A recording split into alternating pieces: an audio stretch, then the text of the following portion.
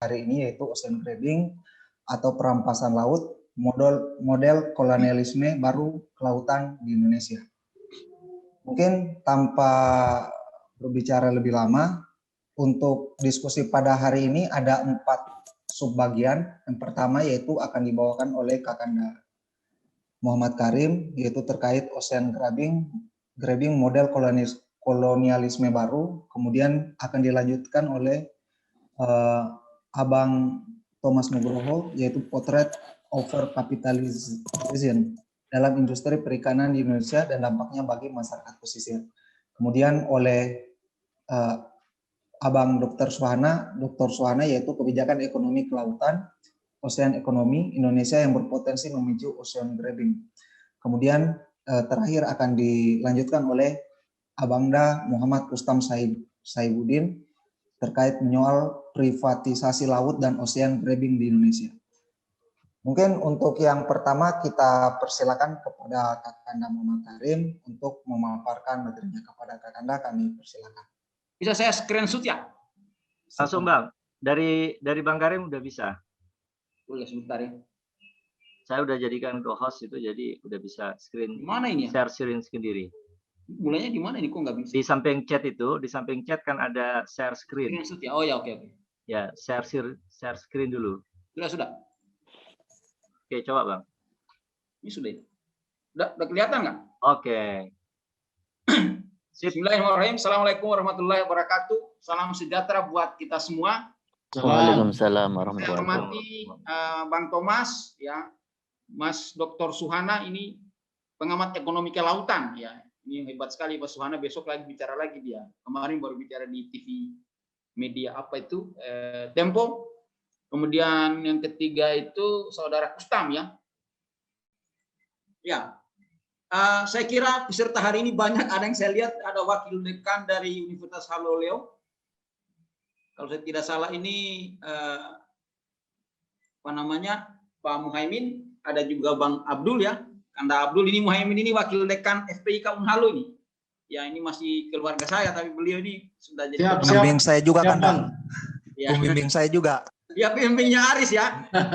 Beliau ini sekarang sudah jadi dekan di dekan atau apa, Min? Wakil dekan, ya? Wakil dekan di FPIK Unhalo. Ada Pak Dr. Lenggono, kawan saya di Universitas Trilogi, Pelapsa Studi Ekonomi Pancasila, dan rekan-rekan yang lain.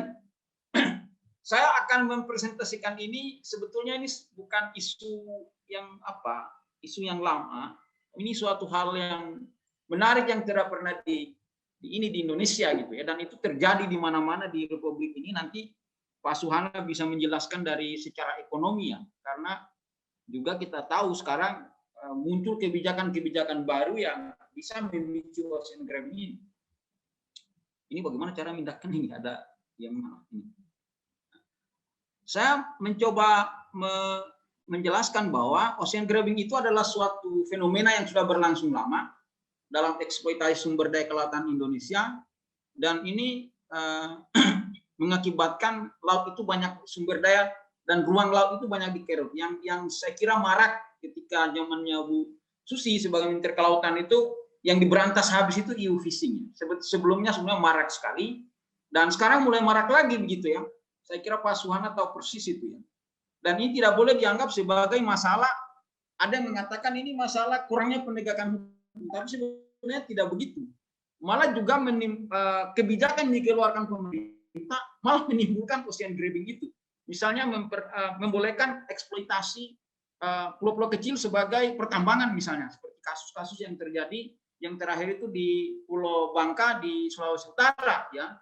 Itu daerah ditambang pulaunya, dieksploitasi sehingga masyarakat yang rugi, ya. Itu salah satu yang saya kira yang terjadi. Dan sekarang ada lagi di daerah Sulawesi Selatan itu di Takabonerate ada pulau malah dijual. Nah, ini persoalan-persoalan seperti ini kan, belum lagi alih fungsi lahan, kemudian reklamasi di wilayah pesisir dan sebagainya. Secara definisi ini dari Transnational Institute memaknai ocean grabbing sebagai proses-proses negatif yang memengaruhi komunitas, cara hidup, identitas budaya, mata pencarian yang bergantung pada keterlibatan masyarakat dalam penangkapan ikan skala kecil dan aktivitas lainnya. Ini yang didefinisikan oleh Transnational Institute dalam bukunya tentang ocean grabbing ya. Dan di sana diartikan bahwa memberikan kendali pada aktor ekonomi yang terlibat dalam proses pengambilan keputusan, termasuk kekuatan misalnya bagaimana peruntukan serta penggunaan sumber daya kelautan. Nah, di sini ocean grabbing tidak hanya melibatkan terganggunya perikanan laut, melainkan juga perairan sungai, danau, lahan basah, ekosistem batu hingga terumbu karang. Tapi pemaknaan ini dianggap oleh Bennett et al. Dalam sebuah jurnal internasional masih dianggap terlalu sempit pemaknaannya, sehingga dia mengeluarkan definisinya seperti ini, bahwa ocean grabbing itu adalah tindakan perampasan hak masyarakat pesisir yang telah memanfaatkan, mengontrol, mengakses ruang laut maupun sumber daya. Jadi ada dua. Kalau di lahan itu kan land grabbing namanya. Kalau di sini ocean grabbing. Jadi ruang dan sumber daya yang dirampas dan yang selama ini menjadi sumber kehidupan mereka. Jadi seperti kasus di Pulau Seribu kemarin itu ya, pulau apa di pulau apa itu Mas Kusnam? Di Pulau Pari ya. Tiba-tiba lahan masyarakat diokupasi oleh korporasi yang katanya tiba-tiba punya sertifikat, padahal itu entah siapa yang menerbitkan, padahal masyarakat sudah tinggal di situ sebelum Indonesia merdeka. Ini bisa dilakukan melalui proses tata kelola yang tidak wajar, sehingga melemahkan keamanan dan kehidupan manusia, hingga berdampak pada menurunnya kesejahteraan sosial dan kerusakan ekologi. Dan ini bisa dilakukan oleh lembaga publik maupun kelompok kepentingan pribadi, seperti korporasi. Nah, saya sebenarnya akan persingkat saja. Nah, ini ada kriteria lain yang dikutip oleh kami. Kami ini bukan saya ya, memang kami ini seorang intelektual dari Malaysia ya, seorang dosen juga, dia mengutip Bennett ya, bahwa ada 3 kriteria dalam ocean grabbing itu. Pertimbangan kualitas pemerintahan dipahami sebagai struktur, institusi dan proses dalam pembuatan keputusan yang dilakukan oleh otoritas ekonomi, politik, dan administrasi, sehingga bisa menimbulkan tadi. Saya nanti ambil contoh di Indonesia beberapa. Ya. Ada kriteria kedua, apabila suatu inisiatif pembangunan itu bisa merusak kelompok masyarakat pesisir yang rentan, ya, terutama nilai-nilai yang nilai skala kecil gitu ya, masyarakat miskin di wilayah pesisir. Kemudian apakah inisiatif pembangunan berdampak negatif yang mengganggu secara ekologis. Jadi ini kriteria yang dikemukakan oleh Bennett itu yang bisa memicu atau dianggap sebagai ocean grabbing itu. Lalu kemudian dia membuat kategori-kategori ya. Saya ini ambil dari jurnal internasionalnya dia yang diterbitkan 2015. Ada contohnya misalkan pemanfaatan ruang pesisir dan laut secara tertutup untuk kepentingan pribadi. Memang di Indonesia ini banyak sekali ya yang digunakan untuk misalkan apa itu untuk wisata ya, untuk dibikin tempat pribadi-pribadi, okupasi pribadi, adalah di Pulau Seribu itu kan beberapa tempat. Ada lagi misalnya pemanfaatan ruang pesisir laut untuk secara tertutup, jadi orang tidak boleh masuk, itu seperti kasus di Kalimantan Utara sekarang ya. Ada pulau kecil itu tidak boleh diakses oleh nelayan tradisional. Lalu ada lagi misalkan perubahan rejim property right atas sumber daya pesisir dan laut. Di sini ada contohnya misalnya privatisasi lahan pesisir pulau kecil yang sebelumnya seharusnya dilakukan mekanisme reforma agraria, tapi kemudian dijadikan penggunaan oleh korporasi-korporasi besar. Nah, ini tentu merugikan masyarakat pesisir yang lain ya, yang harusnya memanfaatkan itu. Lalu ada lagi adanya perubahan rejim dalam mengalokasikan sumber daya pesisir, seperti perubahan pemanfaatan sumber daya dan seberapa banyak yang bisa dimanfaatkan. Ya, contohnya di sini misalnya penangkapan ikan secara ilegal yang tidak dilaporkan, jadi EU fishing itu kan contoh ya yang dikemukakan. Saya kira ini saya ambil satu-satu saja. Lalu ada lagi namanya perubahan rejim pemanfaatan sumber daya pesisir dan laut dan pulau kecil. Ini saya ambil dan dimodifikasi dari Bennett. Saya kontekstualisasikan dalam kasus-kasus Indonesia ya, karena kasusnya sama. Misalnya perubahan rejim pemanfaatan sumber daya ikan dari yang bersifat subsisten secara kecil menjadi jenis pemanfaatan yang lain, misalnya dijadikan diving, pertambangan lepas pantai ya, seperti kasus di Sulawesi Utara itu. Kemarin nanti Pak Suhana akan menjelaskan, Suhana akan bisa menjelaskan secara ekonomi ya dampaknya ini.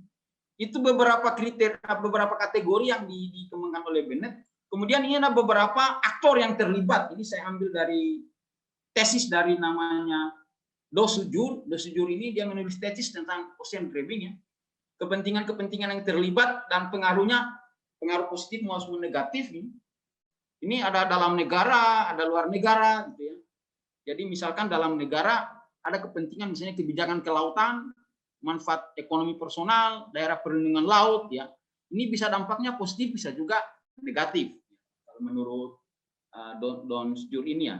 Nah, kemudian yang paling penting juga misalnya perikanan skala kecil ya. Misalkan perlindungan mata pencaharian dan nilai-nilai budaya. Ini di sini malah menurut dia ini nilai negatif karena akibat misalkan pulau kecil itu dikuasai oleh pribadi ataupun adanya aktivitas pertambangan, tentu itu akan mempengaruhi mata pencaharian dan nilai-nilai budaya dari masalah perikanan skala kecil. Ini adalah beberapa contoh saya ambil di jurnal disertasi ya, disertasi dari dosen tesis ini, Dosujur ini ya tahun 2016. Kemudian saya kira ini tabel di atas ya menunjukkan bahwa kasus perampasan laut memang bisa melibatkan dalam negeri, pihak luar negeri, korporasi ataupun organisasi lingkungan internasional. Ya. Kita tidak usah nyebut ini contohnya di Indonesia ada juga gitu kalau menurut saya. Kalau di kasus-kasus di perikanan dunia dalam sektor perikanan ini ada beberapa yang saya ambil ya dari beberapa jurnal yang saya temukan ini. Misalnya di Alaska, di beberapa tempat ya, perikanan troll di Australia, perikanan Southern Bluefin tuna di Australia, ada lagi beberapa ya, dan dampaknya. Saya kira ini beberapa sumber yang terpercaya dari jurnal-jurnal internasional. Ya, ini ada beberapa, saya kira ini tidak perlu saya terangkan satu persatu ya. Saya kira ini bisa dibaca kalau nanti ini dibagikan bahannya ya sebagai sumber. Kemudian dalam bentuk privatisasi perikanan dunia, saya kira ini beberapa sumber. Ini dari Olson ya, 2011 ini dari jurnal juga. Ya. Ada perikanan lobster di Tasmania.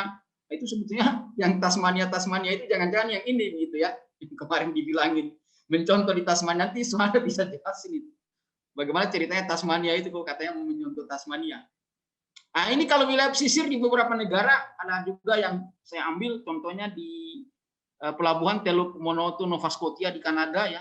Budidaya perikanan penggeraknya korbannya adalah anggota masyarakat, terutama dengan lokal, ini tahun 95. Jadi banyak sebetulnya di dunia, ada di Brazil, ada lagi di pantai barat Afrika Selatan, Teluk Bengal di India, itu banyak kasus-kasusnya. Ini dari Bovik tahun 2017, ini dari jurnal juga, jurnal internasional.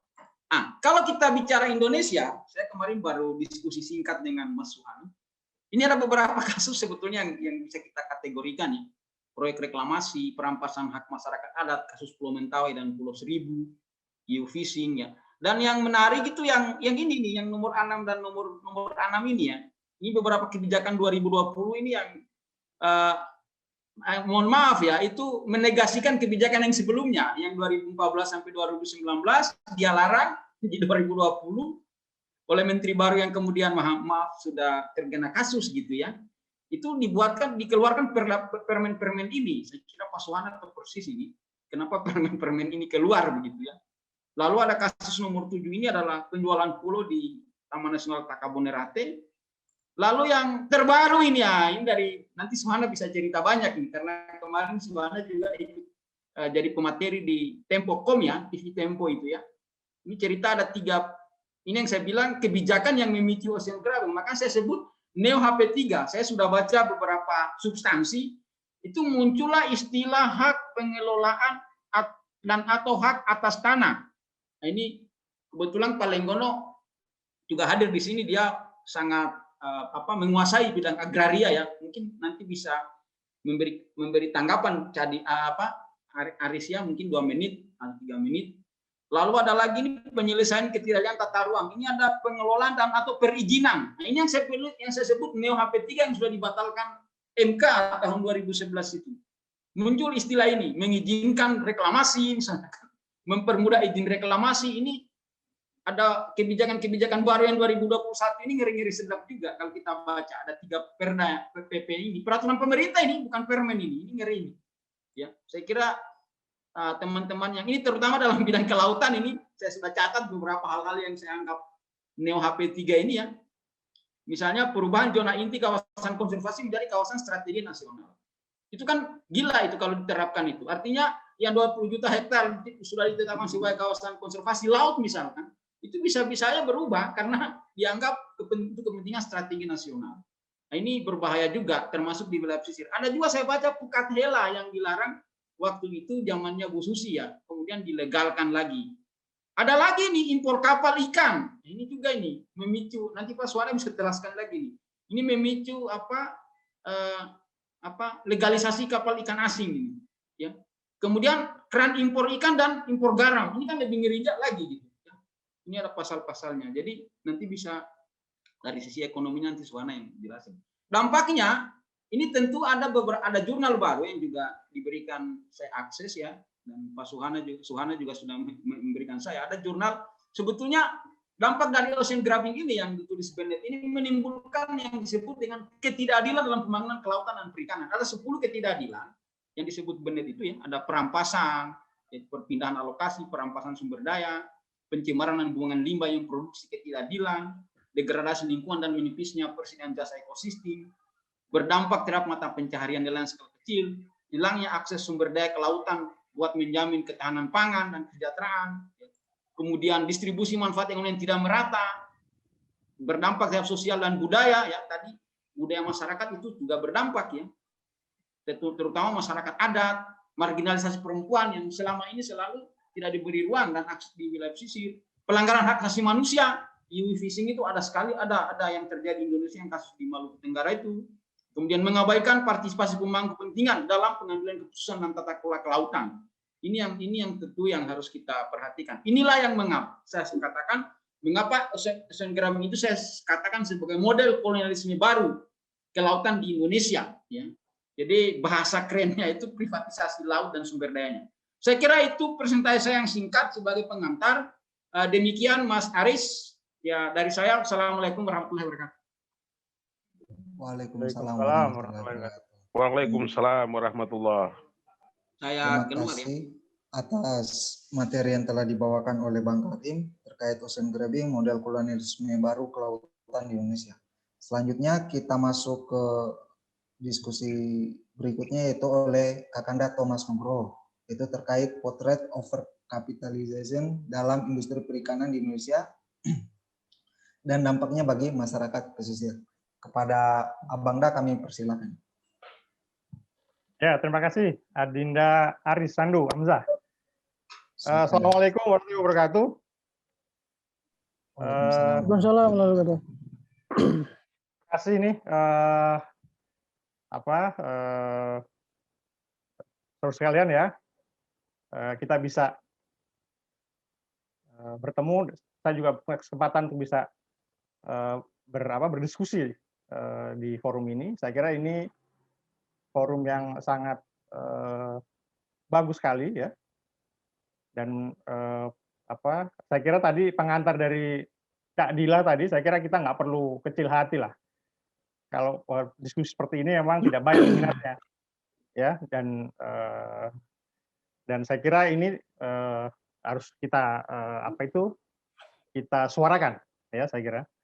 Nah, saya mungkin akan share ya, ikut share apa yang ingin saya sampaikan tentang topik yang diberikan ya. Bisa ya? Langsung Bang. Ini ya. Kamu sudah jadi ya. co-host, jadi bisa langsung.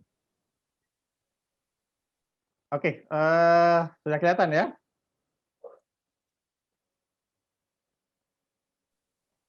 Bentar, saya start dulu.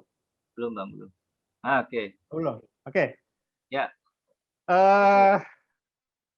Baik, saya enaknya nyebutnya apa ya? Rekan-rekan sekalian ya. Sahabat akar. Sahabat akar lah, sahabat akar yang biar kita egaliter. Dekat, egaliter ya, sahabat akar ya. Oke, terima kasih Cadila. Sebetulnya waktu Karim menawarkan topik ini, saya berpikir keras ya. Saya harus memulai dari mana soal diskusi tentang potret. Saya overkapitalisasi ini kan bahasa-bahasa kalau dalam ekonomi sumber daya ya, harus kita bisa tunjukkan gitu secara teori penuh sumber daya. Tapi saya tidak berpretensi untuk ingin menunjukkan, tapi saya ingin indikasi-indikasi tentang bagaimana apa dalam topik ini yang terkait dengan apa yang tadi Karim sudah paparkan tadi soal kaitan dengan oceanografi. Dan kebetulan sekali ini bersentuhan dengan topik disertasi saya sebetulnya ya, yang saya sedang dalami ya. Nah, saya harus memulai dari mana? Saya mungkin akan mulai dengan soal globalisasi ya. Ini ya banyak sekali sebetulnya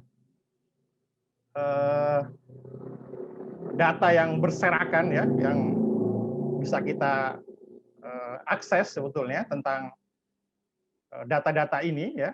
Ini salah satu bagian kecil saya kira ya. Tentang mengungkap saya kira ini bagian dari misteri pembangunan perikanan ya, atau misteri di perikanan ya. Nah, bagi orang yang membaca data ini, saya kira data ini barangkali biasa-biasa saja ya. Tapi saya kira kalau saya melihat ini ada sebuah misteri di data ini ya. Ada misteri ya. Kalau kita perhatikan ya, ini kalau misalkan kita dengarkan, kita cukup membanggakan Indonesia sebagai negara produser terbesar perikanan dunia, nomor 2 setelah Cina gitu. Lalu apa gitu? Apakah itu sebagai sebuah prestasi gitu ya? Nah, kalau kita bicara soal konteks kembali ke soal over capitalization, ini saya kira ada kaitannya dengan soal globalisasi ini, problem globalisasi. Ya. Nah, dari sejarah sebetulnya kita punya catatan ya, catatan panjang lah, dan perikanan menjadi salah satu yang punya jejak sejarah yang saya kira Pak Mas Lenggono ya, secara sosiolog sudah punya data yang banyak tentang soal sejarah perikanan ya. Nah, perikanan menjadi bagian dari globalisasi ini ya. Bagaimana perikanan di Nusantara ini sudah berinteraksi secara internasional sebetulnya ya. Mulai bahkan sejak Indonesia sebelum merdeka, masa penjajahan, dan hingga saat ini. Begitu ya. Kalau kita cek tuh di data-data di browsing lah, saya kira banyak penelitian-penelitian tentang sejarah perikanan dunia, termasuk di situ ada Indonesia. Bagian nelayan Makassar berinteraksi dengan di Kepulauan Sulu di Pasifik, kemudian juga bagaimana bahkan sejak Indonesia pada Orde Lama gitu ya, nelayan Jepang sudah berkeliaran di perairan Nusantara, di perairan Indonesia, dan itu mengeksploitasi sumber daya perikanan kita. Dan kalau kita baca bukunya Richard Robinson, saya kira yang terkenal itu bukunya ya, saya kira mungkin Mas Lenggon juga sudah baca barangkali ya itu ya, tentang Indonesian The Rise of Capital. Itu di situ terungkap bagaimana sebetulnya para pelaku-pelaku atau bagaimana pemerintah bahkan pemerintah Orde Lama maupun pemerintah Orde Baru mendesain perkebunan Indonesia. Ya, disitulah mulainya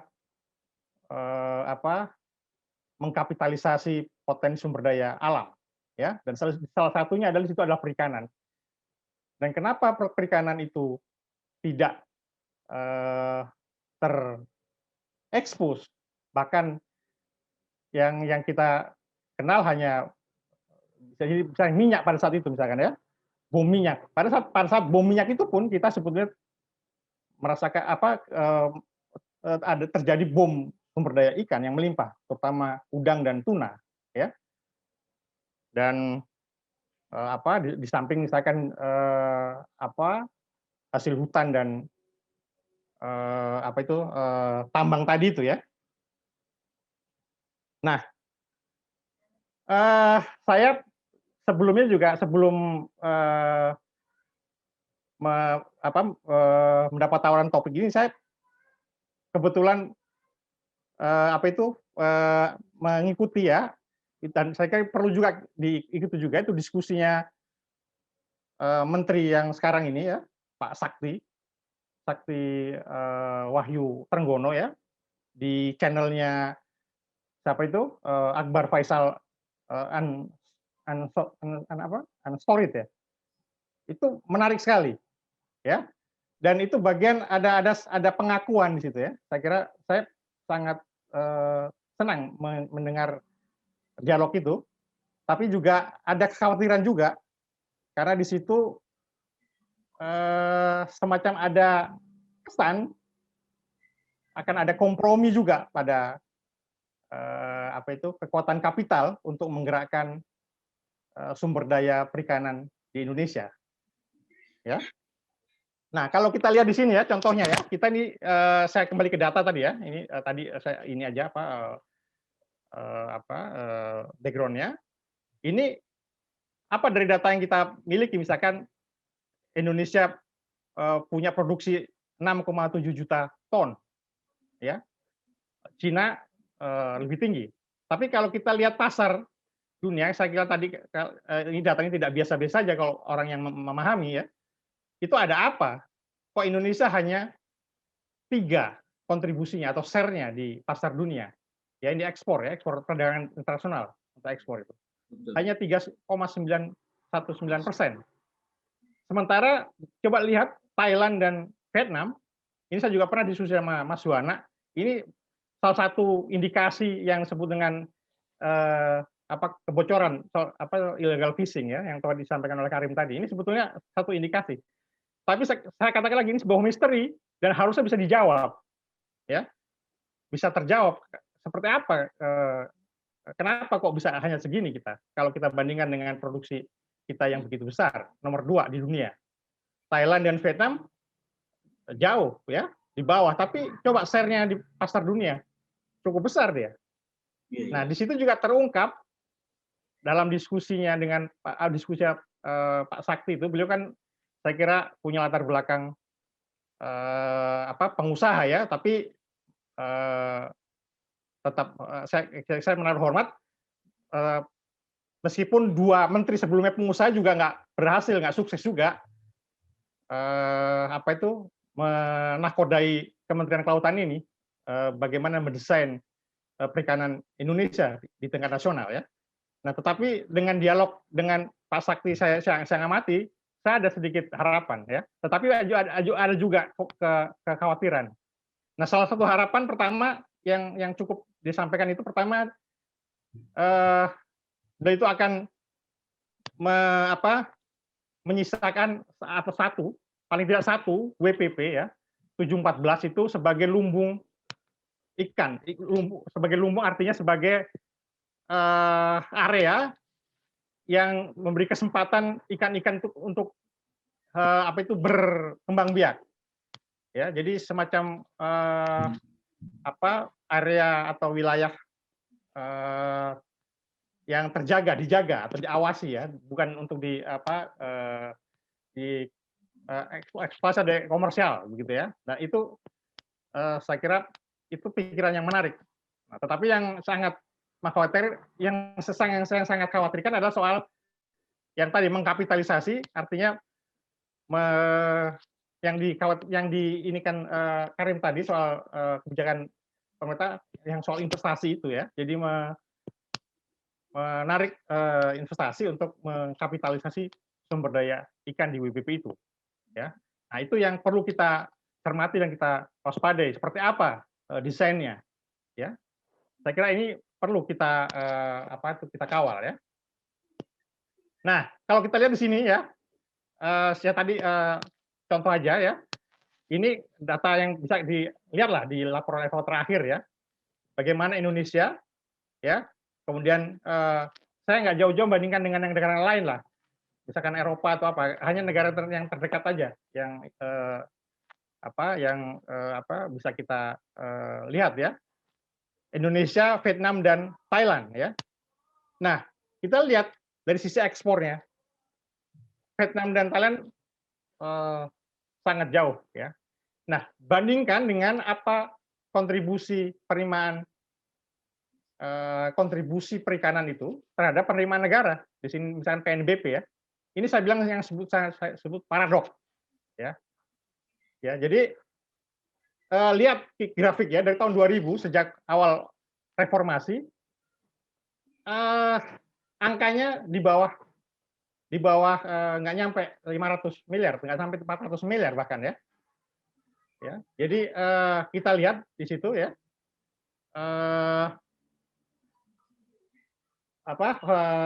pergerakannya ya tahun 2000 kemudian naik turun dan seterusnya. Ini apa sebenarnya kita bisa analisa ya. Nah,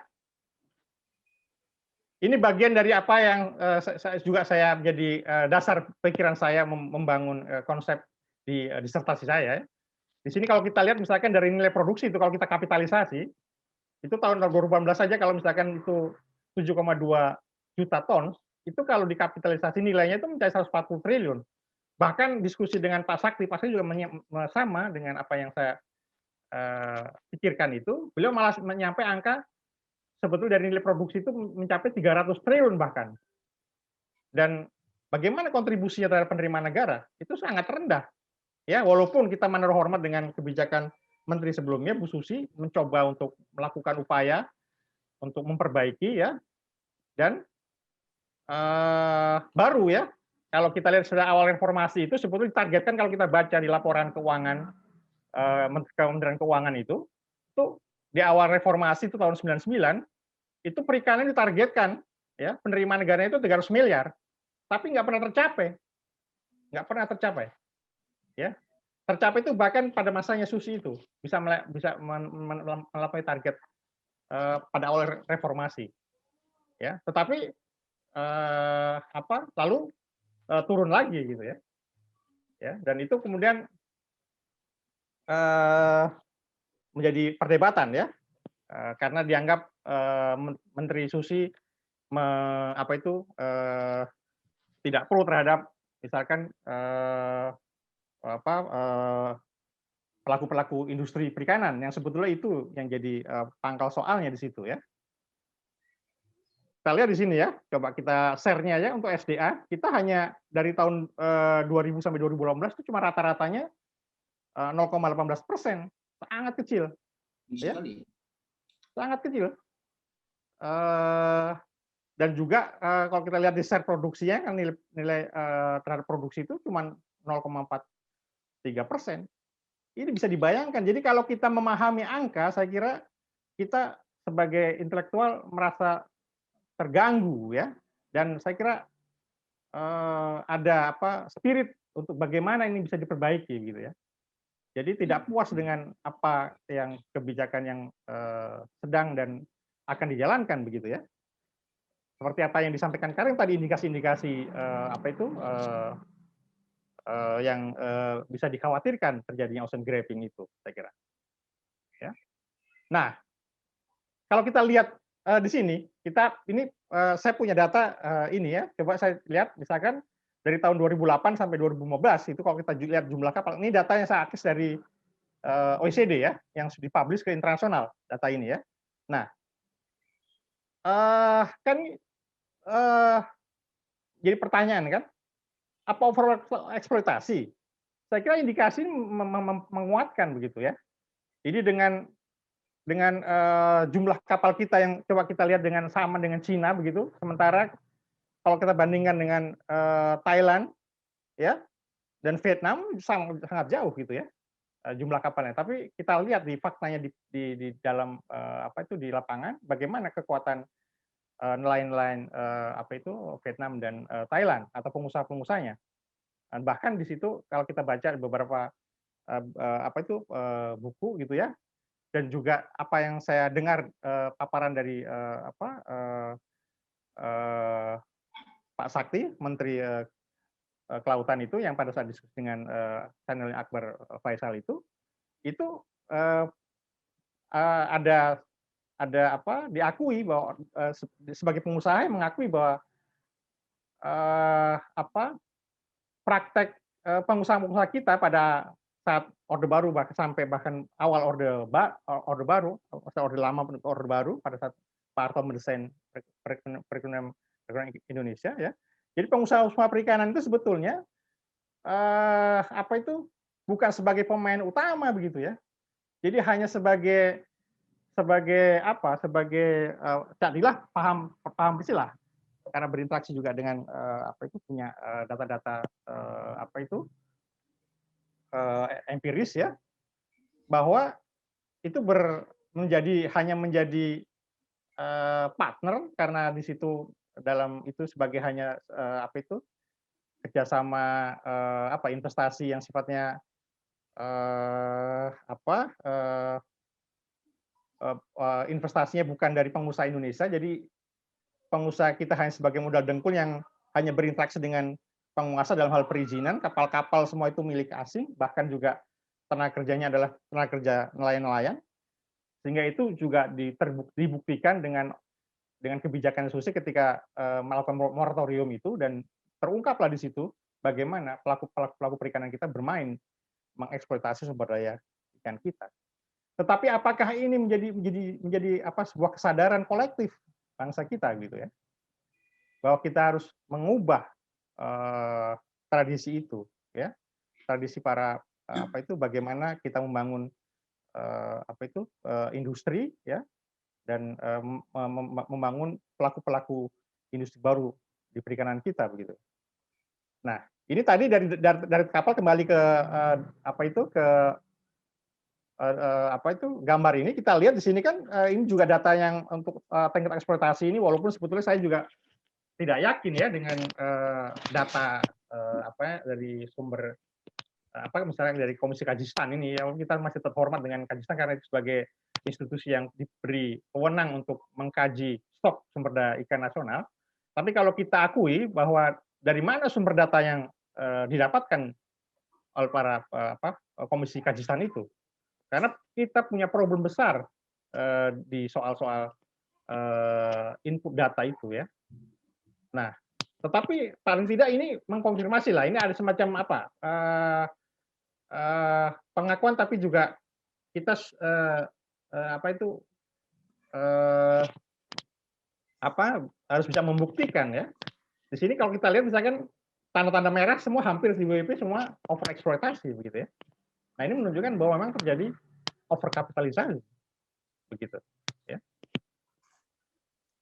Nah, kalau kita lihat kinerja pembangunan perikanan nasional ya, kalau kita lihat laporan-laporan dari Kementerian Kelautan, paling tidak saya ambil sedikit aja beberapa indikator ya. Ada indikator makro di sini, misalkan PDB ya. Tahun 2019, 2010 misalkan saya ambil ya. Apa pertumbuhan PDB perikanan ya. Saya kira ini apa perlu kita dalami. Sebetulnya ini digerakkan oleh apa? Ya, pertumbuhan PDB perikanan ini. Ya.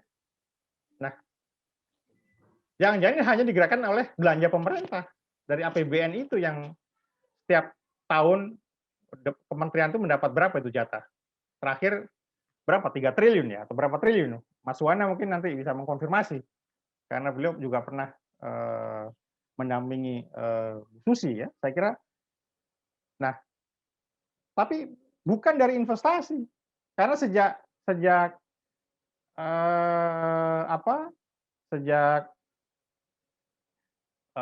SBY ketika tahun berapa itu saya coba bisa nanti dilihat ada kebijakan investasi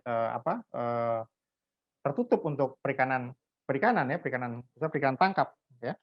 Bahkan masanya Susi juga dilarang adanya investasi yang menggunakan investasi dari luar negeri dan harus dari PMDN ya, tapi membolehkan untuk yang investasi di processing ya. Nah, ini sebetulnya itu kebijakan sudah ada dari kita, tapi kenapa kita sulit untuk konsisten untuk mengikuti aturan yang sudah digariskan oleh pemerintah. Ini jadi pertanyaan besar ya. Nah, lalu produksi perikanan yang tadi saya sebutkan misalkan ya, capaian-capaian ini. Bagaimana dengan catatan kritis soal kontribusi terhadap penerimaan negara begitu ya, PNBP? Sangat minim gitu. Demikian juga ekspor. Ya. Siapa ekspor itu pelakunya? Ya. Nanti saya coba paparkan struktur industri perikanan di pengolahan ya. Jadi pelaku usaha besar yang menikmati sebetulnya. Nah, sementara kalau struktur jumlah nelayan kita hampir berapa? Mas Wana, 99 atau bahkan 95, 98% nelayan skala tradisional, skala kecil, begitu ya. Nah, ini menjadi persoalan mendasar di kita ya. Juga PNBP, kalau di 2019 ini dalam catatan di bukunya kementerian itu menjadi sampai 700 miliar, tapi saya berpegang pada laporan setelah diaudit, laporan Kementerian Keuangan setelah diaudit itu kontribusi PNBP-nya tahun 2019 itu 521. Nah, tahun 2002 dan 2020 saya belum mendapatkan tuh berapa itu persisnya. Nah, ini bisa jadi masih turun jangan-jangan ya. Ini yang sebetulnya saya ingin jawab di disertasi saya ya. Nah, kemudian konsumsi ikan. Nah, ini untuk konsumsi ikan juga bisa menjadi indikator capaian misalkan kinerja pembangunan nasional. Misalkan, tapi kalau kita lihat itu sebetulnya konsumsi ikan itu siapa itu? Kalau kita lihat di Pulau Jawa, coba nanti saya share datanya ya. Itu ternyata disumbang dari luar Pulau Jawa ternyata. Jadi minat konsumsi kan masih mayoritas misalkan saudara kita di Sulawesi, di mana di Indonesia Timur begitu ya, atau di luar Pulau Jawa begitu ya. Juga indeks kesejahteraan masyarakat. Salah satu yang selalu diangkat kan misalkan nilai tukar nelayan. Nilai tukar. Nilai tukar itu sebetulnya siapa? Nah, kalau kita coba sebetulnya kalau kita mau lebih dalam lagi, bagaimana sebetulnya indeks kemiskinan nelayan sebetulnya? Ya, karena nelayan kecil kita masih belum sejahtera. Kita harus akui itu. Gitu ya. Saya walaupun bagaimana saya berusaha di pembimbing saya itu saya menawarkan topik-topik yang mengangkat soal-soal yang mendasar ini. Soal misalkan soal produktivitas nelayan tradisional, kemudian soal ketenagakerjaan gitu ya. Aspek yang soalnya mengajak untuk menggugah mahasiswa untuk bisa sadar bahwa kenapa kok perikanan kita seperti ini gitu. Nah, kalau saya analisa ini ada problem makro kita ya. Ya ada potensi kebocoran. Saya kira ini sudah sering lah diungkapkan ya. Tetapi bagaimana kita bisa membuktikan itu? Ya, paling tidak saya coba pelajari, saya temukan ada dua paling tidak yang bisa dari sisi misalnya aktivitas IUU fishing itu di Laut Arafura ada sebuah laporan itu ya tahun 2009 ya yang ACNEU ini ya itu melakukan penelitian di Arafura itu dari sisi kalau saya klasifikasikan itu sebagai di problem di aspek perizinan dan pengawasan itu kita ada semacam kehilangan 15,44 triliun ini dari penelitian ini ya ACNEU ini ya tahun 2009 ini ya. Nah, kemudian kalau dari sisi pendaratan atau dari sisi distribusi misalkan dari sisi aktivitas ekspor yang tadi kalau kita ekspor kita masih kecil tadi itu ya dibandingkan dengan kontras dengan jumlah produksi yang begitu besar misalkan ya. Nah, di ekspor ini ke Amerika dan Jepang kalau saya kalkulasi ya dari aktivitas penangkapan ilegal itu ada kehilangan itu sebesar 192 juta US dollar. Nah, kalau saya coba hitung itu ada sekitar kira-kira 2,9 triliun ini ya. Ini penelitian tahun 2014 dan 2017 terbaru. Iya, iya. Ya. Nah, bahkan ya kalau dilihat dunia itu kehilangan ini manfaat ekonomi dari perikanan tangkap dunia ini itu selama 3 dekade itu mencapai 2 triliun US dollar. Coba bayangkan itu. Lalu bagaimana dengan Indonesia? Nah, ini saya menantang ini sebagai sebuah agenda riset strategis. Tapi ini nggak menarik lagi-lagi. ini nggak menarik, ya. Tapi saya mencoba konsisten, ya. Dan saya kira saya dengan Karim ini punya chemistry yang sama dalam segi pemikiran, ya, dan ideologi soal komitmen pada pembangunan perikanan ini, ya. Sehingga kita sama-sama mengungkap soal problem-problem perikanan ini, ya. Nah, ini coba kita lihat, ya. Kalau dari struktur industri, saya kira Kak Adila juga tahu. Saya pernah ikut, ya, tergabung dalam penelitiannya Bappenas, ya, Bappenas, ya. Nah, tapi saya itu agak kecewa juga dengan pendekatan kajian yang project begitu, ya, yang tidak berusaha mengungkap fakta yang sebetulnya yang ada gitu, ya, soal bagaimana industri perikanan, ya. Tapi paling tidak saya menangkap ada data di sini, ya. Ya, ini begini konstruksi struktur industri kita, ya. Jadi UMKM itu 99% jumlahnya UPI. Walaupun sebetulnya ini yang saya sempat pernah diskusi dengan Cak Dila juga dan juga Suhana, ini paling berapa yang aktif, ya, gitu. Bahkan yang itu cuma namanya aja, nggak ada sebetulnya itu. Hanya mengikuti aturan yang dipersyaratkan bahwa setiap kegiatan penangkapan harus memiliki UPI gitu, ya. Tapi UPI itu kalau dicek nggak ada itu UPI-nya itu beroperasi, ya. Saya kira nanti Suhana bisa mengkonfirmasi itu. Nah, kalau dari sisi volumenya kita bisa lihat ini strukturnya juga begini, sangat timpang, ya. Artinya skala besar ternyata cukup besar juga dari yang hanya 1% itu. Ya, ini paling tidak yang bisa saya soal industri, ya, yang timpang di perikanan.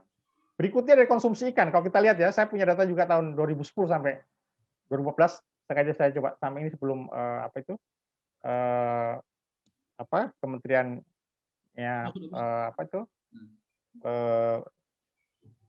Bu Susi, ya. Ya, coba saya lihat. Kita lihat coba. Ada catatan di situ. Itu kan kalau misalkan dilihat pertumbuhan meskipun misalkan di DKI, ya, dan Jawa itu cukup drastis, tapi coba lihat angka konsumsi ikannya kan sangat kecil dibandingkan dengan yang di luar Jawa, ya. Jadi sebetulnya kontribusi konsumsi ikan nasional itu masih didominasi oleh masyarakat kita yang di luar Pulau Jawa begitu, ya, gitu, ya. Jadi ini kontras dengan bagaimana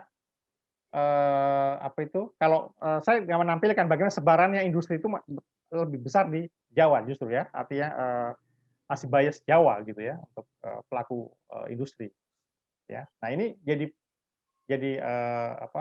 agenda penting untuk reformasi untuk industri perikanan kita. Nah ini, ya, saya coba ambil ini sebetulnya kritik kebijakan perikanan, ya.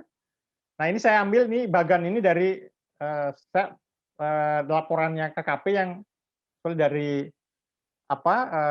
laporan kinerjanya ke Dirjen Perikanan Tangkap, ya. Saya kira ini juga barangkali ini pikirannya juga dari Dirjen Tangkap yang saat itu yang saya juga sangat appreciate, ya, Pak Rim Mukhtar yang mengundurkan diri itu, ya. Zulfikar, ya. Barangkali ini dari ininya beliau, tapi anyway, ya. Di sini tapi tetap di sini saya menangkap masih ada negara itu masih belum kuat, ya. Artinya masih mengikuti kehendak atau mekanisme pasar atau supply demand. Jadi tetapi kalau di sini dalam bagian ini kita masih sedikit berharap. Artinya supply yang dia katakan ini dari sisi misalkan memperhatikan kelestarian sumber daya ikan. Walaupun yang misalkan pilarnya Menteri sebelumnya kan misalkan 3 itu, ya, misalkan keberlanjutan, kedaulatan, keberlanjutan dan kesejahteraan itu nggak salah, ya, atau apa itu. Tapi saya kira itu masih belum cukup dan kita masih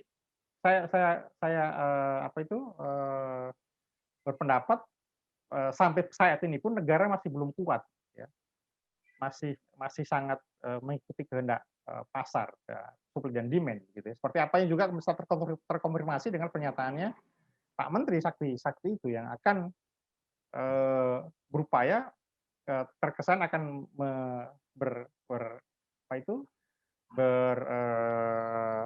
ini dengan kekuatan-kekuatan kapital ya untuk membangun sumber daya perikanan kita, gitu ya. Dan kemudian yang kedua itu kita masih terlalu mengandalkan keunggulan komparatif. Apa maksudnya? Dan belum bisa memaksimalkan keunggulan kompetitif. Jadi kita itu masih terlalu berorientasi dari sisi ekspor misalnya ya, kita masih mengirim produk-produk mentah gitu ya, karena itu masih bagian dari perilaku dari pengusaha-pengusaha kita. Kenapa pengusaha maraknya masih illegal transshipment di laut dan seterusnya itu bagian dari sebetulnya budaya yang terbangun pada, saya kira nanti saya juga minta pendapat dari Mas Lenggono soal secara sosiologis itu soal sejarah perilaku pengusaha perikanan kita ya, itu yang yang punya tradisi yang tidak ingin hanya modal dengkul dan hanya menjadi inferior gitu ya, bukan superior di dalam kancah persaingan di perdagangan internasional begitu ya. Nah ini ya saya kira. Ini rekomendasi saya atau usulan saya, ini kita harus melakukan transformasi pembangunan perikanan ya. Jadi harus sesuai dengan amanat konstitusi. Saya kira ini hal yang klasik mungkin, tapi saya mendasar ini saya kira. Dan itu akan merombak kebijakan perikanan nasional. Terus terang ini, saya yakinkan itu bahwa kalau kita konsisten dengan ini, ya, bagaimana kita harus memperkuat peran BUMN, Koperasi UMKM Perikanan, ya, sebagai pilar kekuatan ekonomi perikanan nasional. Jadi meskipun ya, kalau kita bisa belajar Jepang, Norwegia, ya, negara-negara kesejahteraan dan Norwegia, saya kira mereka bagaimana membangun kekuatan ekonomi dari sumber daya alam itu dengan modal kooperatif gitu ya. Jadi pelaku-pelaku koperasi ya itu mendapat tempat yang strategis termasuk di Jepang begitu ya. Nah, meskipun ada pelaku-pelaku kita bisa beberapa laporan buku-buku dalam jurnal internasional gitu ya, itu ada kekuatan-kekuatan misalnya industri transnasional misalnya di Jepang juga di Thailand begitu ya yang mendominasi ya itu ya.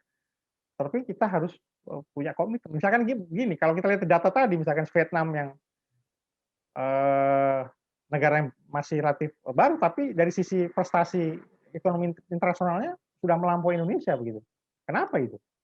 Gitu ya. Saya kira kita tidak perlu putus asa dan kita harus bisa bangkit, artinya membalikkan kondisi dan Indonesia bisa lebih lebih maju dan lebih berkembang gitu dari perubahan yang transformatif dalam pembangunan perikanan nasional gitu ya. Dan saran saya pertama adalah pengelolaan wilayah perikanan yang berkeadilan yang tadi juga disampaikan oleh Karim. Jadi soal kita kalau misalnya berorientasi keberlanjutan nggak berkeadilan ya ini juga jadi masalah juga nanti. Jadi isu keadilan ini sangat penting ini ditempatkan dalam isu pengelolaan. Artinya termasuk pelaku-pelaku yang bermain di sana. Siapa? Kanda, punten mungkin waktunya sudah mau habis Kanda. Yang kedua soal ya nggak banyak ini soal ini tambah ya, jadi keunggulan kompetitif ya saya kira membangun industri yang tangguh dan reformasi pemilikan kapal. Jadi kalau reformasi kapal ini saya punya pikiran bahwa harus ada transformatif ke arah pada kepemilikan yang lebih besar pada koperasi UMKM dan BUMN ya. Dan bahkan saya kira bisa jadi misalkan perguruan tinggi juga bisa dilibatkan mendampingi pelaku-pelaku swasta gitu ya untuk membuktikan bahwa pikiran-pikiran bernas di perguruan tinggi juga bisa mewarnai atau menjadi guidance bagi pelaku-pelaku perikanan. Saya kira itu dari saya, Mas Arif. Terima kasih untuk sebagai pemicu diskusi. Saya kembalikan ke moderator. Assalamualaikum warahmatullahi wabarakatuh. Waalaikumsalam warahmatullahi wabarakatuh. Waalaikumsalam. Terima kasih atas penyampaian Abangda Thomas Nugroho. Selanjutnya kita lanjut ke diskusi selanjutnya, yaitu oleh Abangda Dr. Sohana terkait kebijakan ekonomi kelautan Indonesia yang berpotensi memicu ocean Ocean Grading. Kepada Abangda kami persilakan. Baik, izin saya share screen ya. Sebentar. Pilih laptopnya ini.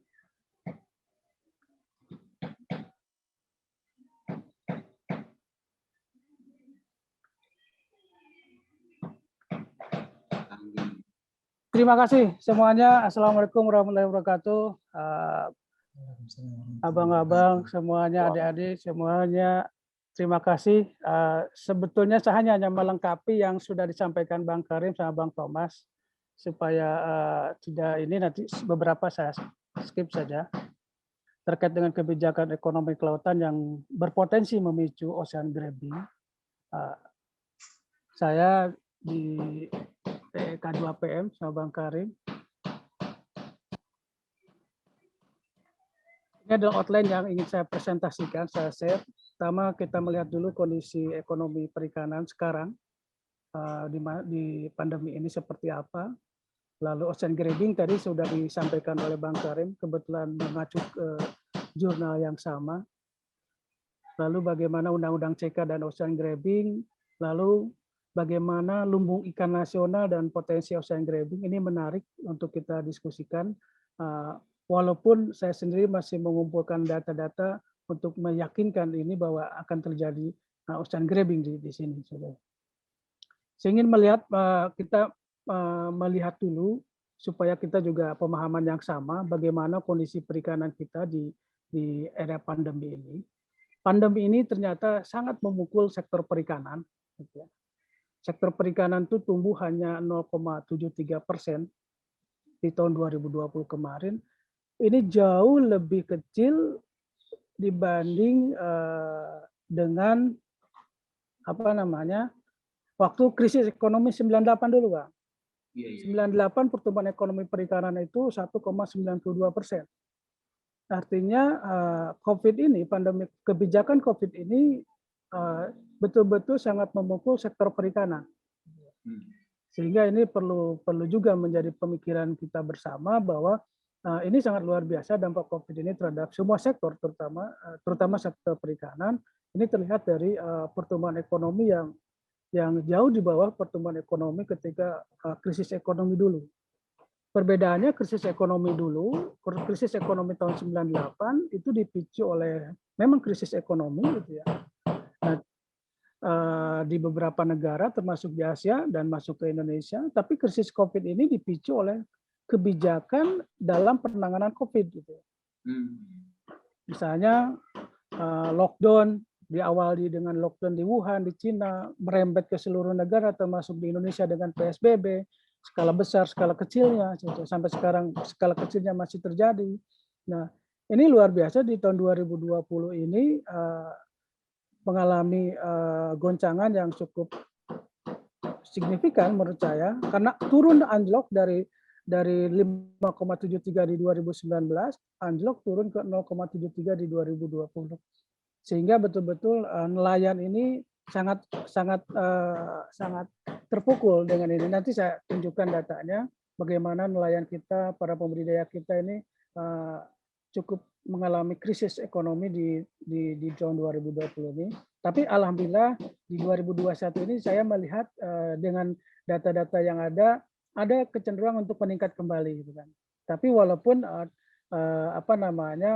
belum bisa 100% kembali kepada sebelum krisis pandemi COVID-19 ini. Nah, itu secara makro. Ini kalau misalnya kita bandingkan dengan sektor pertanian, ada pertanian secara umum, pertanian, kehutanan sama perikanan. Sektor perikanan ini yang biasanya memimpin di urutan tertinggi itu kan, sekarang ini di bawah sektor pertanian. Gitu ya. Ini juga menjadi catatan penting gitu ya, menjadi catatan bahwa pertanian yang biasanya selalu di bawah perikanan di dalam kondisi pandemi ini mungkin pertanian bisa diselamatkan bahwa karena sebagian besar masih mengkonsumsi beras, gitu kan. Sehingga permintaan terhadap hasil produksi pertanian relatif tetap terjaga dengan baik. Berbeda dengan ikan. Gitu. Nah, bagaimana kondisi nelayan? Ini yang saya bilang tadi bahwa kondisi nelayan ini sangat terpukul. Hal ini terlihat dari data nilai tukar nelayan. Data nilai tukar nelayan kalau kita lihat di triwulan 2, baik nilai tukar nelayan sama nilai tukar pembudidaya itu di bawah 100. Artinya kita orang perikanan paham bahwa ketika nilai tukar ini di bawah 100, artinya lebih besar pasak daripada tiang. Gitu. Sehingga rugi nelayan, jangankan untuk mencari untung, dia untuk lebih besar biaya untuk melaut dibanding dengan pendapatannya. Dan ini kita bisa lihat di ini persis awal-awal adanya kebijakan pemerintah mengumumkan PSBB di Indonesia di akhir Maret, gitu kan. Artinya di awal triwulan ketiga, di awal triwulan kedua. Para ahli ekonomi waktu itu juga sudah memperkirakan bahwa di triwulan kedua ini akan mulai terjadinya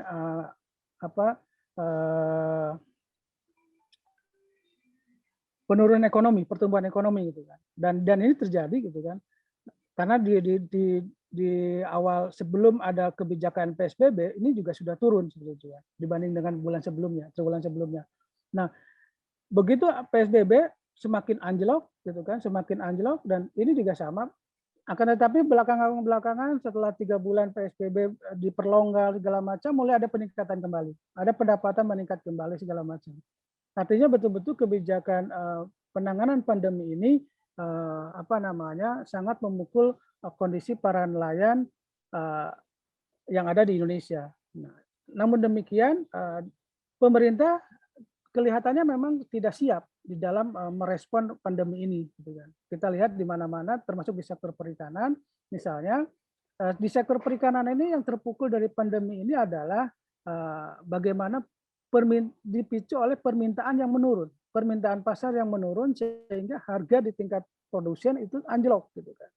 Nah, akan tetapi yang dibantu oleh pemerintah ini adalah justru bagaimana meningkatkan produksi nelayan, bagaimana meningkatkan produksi pembudidaya. Dengan kalau di pembudidaya, bagaimana diberikan bantuan sarana produksi segala macam. Padahal masalahnya bukan di situ. Masalahnya adalah bagaimana ikan produksi nelayan dan ikan produksi di pembudidaya itu tidak terserap selama pandemi. Karena permintaan pasar yang menurun seperti itu. Terlebih ketika bantuan bansos yang dilakukan oleh pemerintah kepada masyarakat itu adalah yang diberikan adalah ikan kaleng, ikan sarden kaleng, gitu kan. Di mana ikan sarden kaleng itu bahan bakunya adalah impor, bukan dari hasil produksi para nelayan. Jadi disitulah saya melihat bahwa pemerintah ini tidak siap, betul-betul tidak siap bagaimana ketika ada pandemi, ketika ada bencana non alam seperti pandemi seperti ini, bukan? Karena pemicunya adalah bukan krisis ekonomi, akan tetapi adalah permintaan menurun akibat dari kebijakan lockdown dan lain-lain seperti itu. Nah, gagapnya pemerintah di dalam hal ini tercermin dari kebijakan-kebijakan yang justru tidak berdampak nyata terhadap peningkatan ini. Nah, tadi saya menyinggung sedikit terkait Bang Thomas terkait investasi. Kalau saya melihat, kalau berdasarkan data dari BKPM yang dirilis awal-awal 2021 kemarin, terlihat bahwa justru investasi perikanan ini meningkat jauh lebih signifikan dibanding sebelum 2014. Sebelum 2015 lah, taruh 2014. Nah, ada walaupun asing tadi dilarang, misalnya asing dilarang itu adalah melalui hanya untuk perikanan tangkap, tapi untuk budidaya dan pengolahan itu tidak. Nah, tapi ternyata dengan ketegasan di periode sebelumnya dari 2015 ke 2019, ternyata itu menumbuhkan kepercayaan asing untuk berinvestasi di Indonesia. Misalnya Cina, Thailand investasi untuk industri pengolahan di Indonesia. Nah, ada hal yang menarik di sini. Kalau kita melihat yang kanan ini, gitu kan. Di tahun 2019 akhir ini sama awal 2000, di tahun 2020, 2019 sama 2020, ini yang saya agak mengkhawatirkan. Cina yang biasanya share-nya itu sedikit, tapi di 2009 akhir itu masuknya sangat besar, sehingga share-nya dia sampai 60% lebih dari total investasi asing. Begitu juga tahun 2020. Begitu.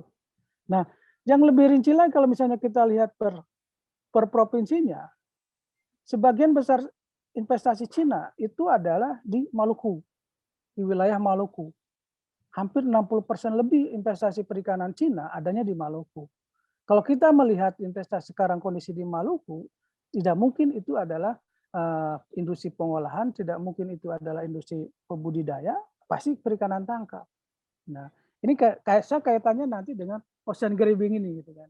Bagaimana kebijakan negara dapat memicu ocean grabbing ini.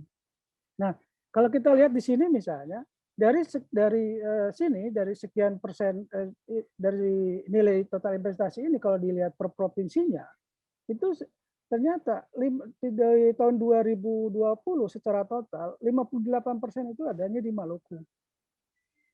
Adanya di Maluku, 13% ada di Banten, di Bali, dan 2% ada di Jawa Timur. Nah, artinya kalau kita di Maluku, ini investasi ini adalah terkait dengan perikanan tangkap. Seperti itu. Karena di sana jelas-jelas sebagai tadi wilayah-wilayah yang memiliki ikan yang tinggi. Nah, ini yang menarik sebetulnya terkait dengan PMDN, investasi dalam negeri.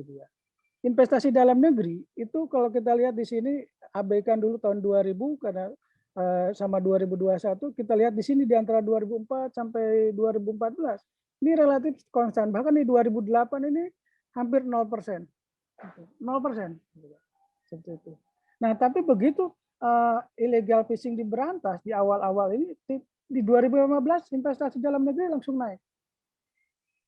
Kita lihat di sini bahwa kebijakan tegasnya kebijakan pemerintah terhadap pemberantasan illegal fishing ini telah menimbulkan kepercayaan baik di investasi asing maupun investasi dalam negeri seperti itu.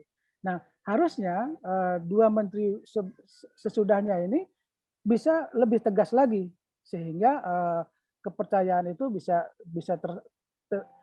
dapat terus meningkat seperti itu. Nah, masuk ke ocean grabbing.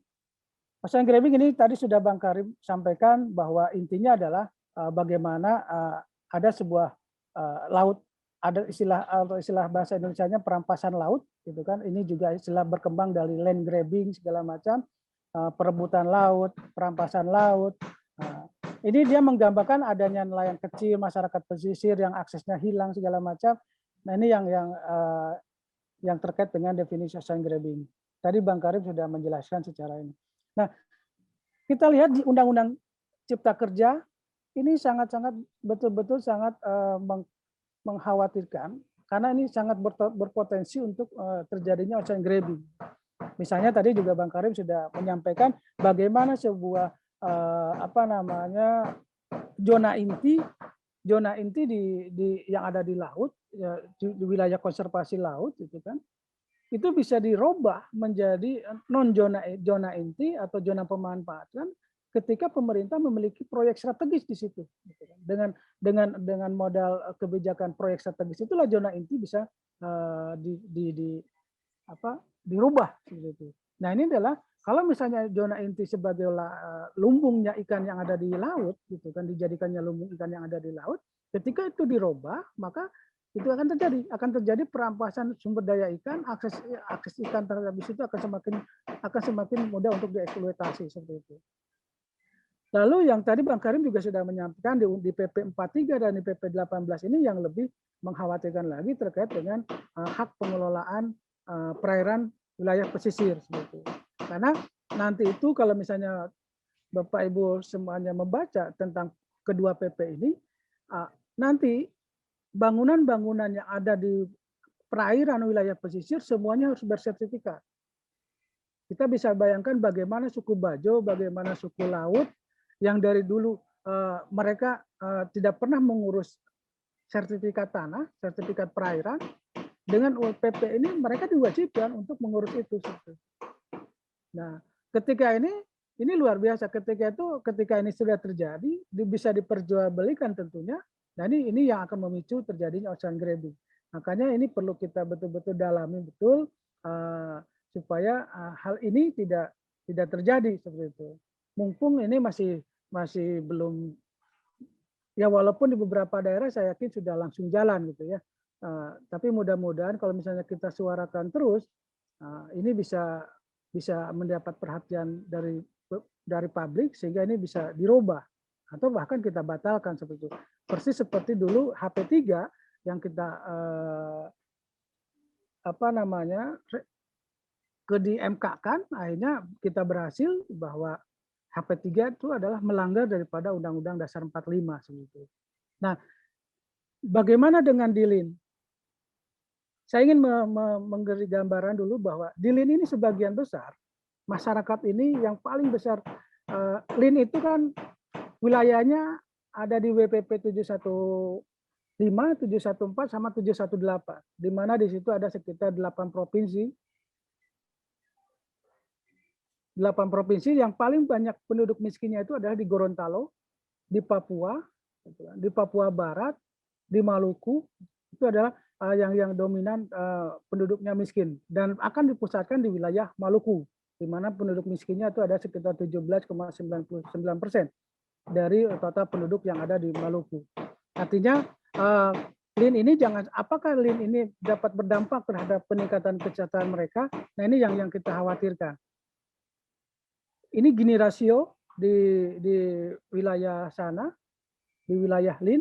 Ternyata Gini rasio yang paling timpang itu di Gorontalo 0,4, di Maluku juga cukup timpang 0,3, rata-rata 0,3. Nah, yang menarik ini, kita bisa lihat sebelum 2014 ekspor dari wilayah LIN ini dari 8 wilayah ini mencapai volumenya itu sekitar 298.000 ton dengan nilai 353 juta US dollar. Begitu moratorium, nilainya langsung volumenya langsung turun, anjlok, gitu kan? Dari 292 menjadi 46. Tapi yang menariknya dari nilai dari 353 hanya menjadi turun setengahnya, menjadi ke 150. Berbeda dengan volume anjloknya luar biasa. Tapi dari segi nilai relatif tidak terlalu besar, walaupun di awal-awal ini kelihatan sangat besar. Tapi begitu belakangan terus naik, gitu kan, ekspor dari sana. Apa yang ingin saya sampaikan di sini? Kalau misalnya kita lihat lebih detail lagi, di sini sebetulnya yang terjadi di 2015 itu yang anjlok turun itu hanya ke 2 negara, satu ke Cina, yang kedua adalah ke Thailand. Ini menggambarkan, ini sesuai dan klop dengan data pencurian ikan di kedua wilayah, di wilayah LIN ini sebagian adalah milik dari Cina dan kapal-kapal Cina dan kapal-kapal Thailand. Thailand itu basisnya di Maluku, Cina itu basisnya di wilayah Papua, seperti itu. Nah, ini menarik. Kalau misalnya kita kembalikan lagi ke data investasi tadi, bahwa 60% lebih sekarang investasi perikanan ada di Maluku. Jangan-jangan gitu kan. Ini mau mengembalikan ini gitu kan. Mau mengembalikan supaya Cina bisa kembali menguasai wilayah ini gitu kan. Karena luar biasa anjloknya ini hanya kedua negara saja, Cina sama Thailand. Nah, makanya Cina sekarang sudah mendominasi di investasi di Maluku, itu kan. Kalau misalnya ini terjadi, maka ini akan dirampas lagi ikan-ikan yang ada di sana. Dan karena konsepnya yang terjadi sekarang banyak didiskusikan oleh pemerintah adalah bagaimana ikan-ikan yang ada di Maluku bisa diekspor langsung ke negara tujuan. Gitu kan. Transshipment ya. Nah, ini belum jelas. Bisa jadi adanya transshipment, gitu kan. Nah, ini yang perlu kita khawatirkan sehingga ocean grabbing yang hal ini bisa terjadi di wilayah LIN. Kalau misalnya pemerintah tidak hati-hati betul, tidak melihat ini.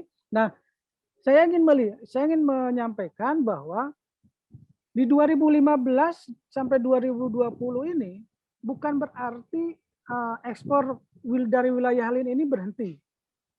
Karena ada perubahan pola. Di 2014 dia lihat ekspornya langsung dari laut langsung dibawa ke Cina melalui kapal-kapal angkutnya. Nah, tapi dari 2015 sampai sekarang polanya berubah. Dari wilayah lain ini diangkut dulu ke Jawa, khususnya ke Jawa Timur sama ke Jakarta. Jadi ekspornya sekarang lebih banyak melalui Jawa Timur sama melalui Jakarta, seperti itu. Sehingga ini yang tercatat di wilayah Malukunya, di wilayah lainnya sendiri cukup kecil, gitu kan? Cukup kecil, walaupun terus mengalami peningkatan. Tapi bukan berarti volume ataupun nilai ekspor dari total yang ada di wilayah lain ini menurun, karena sebagian ekspornya melalui Jakarta dan Jawa Timur seperti itu. Nah, ini menarik kalau misalnya nanti Lean ini diberlakukan secara tidak hati-hati dengan investasi 60% dari Cina, ini luar biasa. Akan memicu kembali terjadinya ocean grabbing yang dulu terjadi seperti itu, di mana ikan akan diangkut langsung dari wilayah Lean ke Cina langsung ke atas, gitu kan, dari wilayah sini langsung ke Cina melalui kapal-kapal angkut yang ada di laut. Nah, ini yang perlu kita waspadai. Saya kira itu saja mungkin sebagai pemicu diskusi kita. Beberapa sudah saya bahas di blog saya. Monggo nanti bisa dibaca. Terima kasih. Ya, Assalamualaikum warahmatullahi wabarakatuh. nanti di-share bahannya. Waalaikumsalam warahmatullahi wabarakatuh. Kita tulis di blog.